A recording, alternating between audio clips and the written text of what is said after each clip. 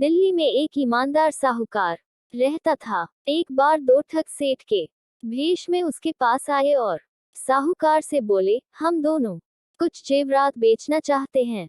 आपसे निवेदन है कि आप उन्हें बिकवा दें, आपकी बड़ी कृपा होगी। साहूकार छलकपट से परे एक सरल स्वभाव का व्यक्ति था। उसने उत्तर दिया, जब तक मैं इन जेवरातों को खरीदारों को दिखाकर उनसे बातचीत न करूं, तब तक मैं आपको नहीं कह सकता कि ये बिकेंगे या नहीं। इसलिए आपको इन जेवरातों को मेरे पास छोड़ना होगा। कल दोपहर तक ग्राहकों से बात कर मैं आपको जानकारी दे दूंगा। सेठ के रूप में आए ठग बोले, आप बेखटक इन जेवरातों को अपने पास रखें, पर एक बात का ध्यान रखें कि जब हम दोनों एक साथ इन जेवरातों को लेने आए, तभी इन्हें लौटाइएगा। एक के आने पर मत लौटाइएगा। साहूकार ने कहा, ऐसा ही होगा। ठग जेवरात साहूकार के हवाले कर वहां से आगे बढ़ गए। 60-70 गज का फासला तय करने के बाद उनमें से एक साहूकार के पास वापस आया और बोला, हम ये जेवरात आपके पास नहीं छोड़ना चाहते, आप कृपा कर इन्हें वापस दे दीजिए। हम लोग कल दोपहर फिर आपकी सेवा में हाजिर हो जाएंगे।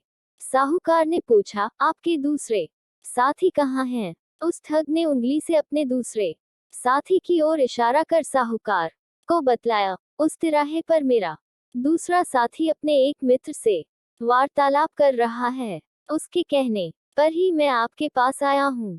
साहूकार ने भी जब दूसरे ठग को तिराहे पर खड़ा देखा, तो उसने विश्वास कर पहले ठग को जेवरात वापस कर दिए। वह ठग जेवरात लेकर चला गया। कुछ समय बीता तो दूसरा ठग साहूकार के पास आया और जेवरात मांगने लगा। इस पर साहूकार बोला, जब आप तिराहे पर अपने मित्र से वार्तालाप कर रहे थे, तब आपका दूसरा साथी आया था और वह जेवरातों को ले गया। मैंने उससे आपके बारे में पूछा, तो उसने आपकी ओर इशारा कर बताया कि आपके ही कहने पर वह आया है।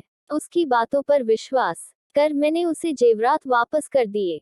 ठग जेवरात लिए बिना वहां से जाने को तैयार न हुआ। वह कहने लगा, जब मैंने आपको पहले ही कहा था कि जब तक हम दोनों साथ न आए, तब तक जेवरात वापस न करना, तो फिर आपने ऐसा किया क्यों?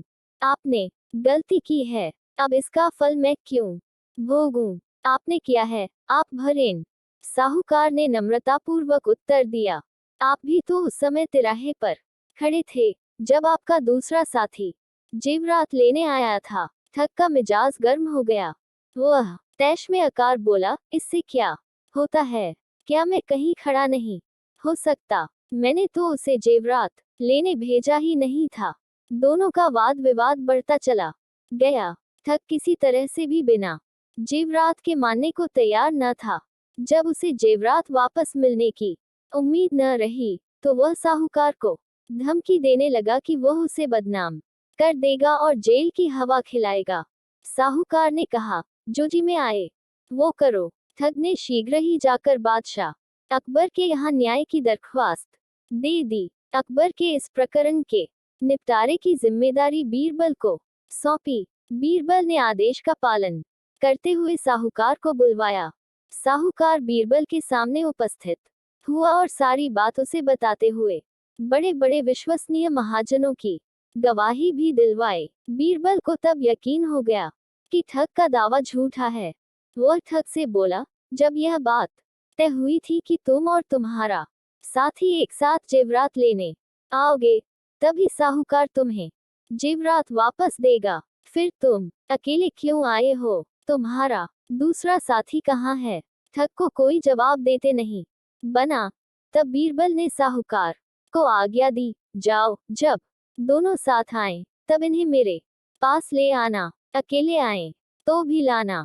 ठग समझ गया कि अब उसकी कोई चालकी नहीं चलेगी। लाचार होकर वह वापस चला गया और फिर कभी साहूकार के पास नहीं आया। साहूकार इस न्याय से बहुत खुश हुआ। अकबर ने भी मन ही मन बीरबल की बुद्धि की प्रशंसा की।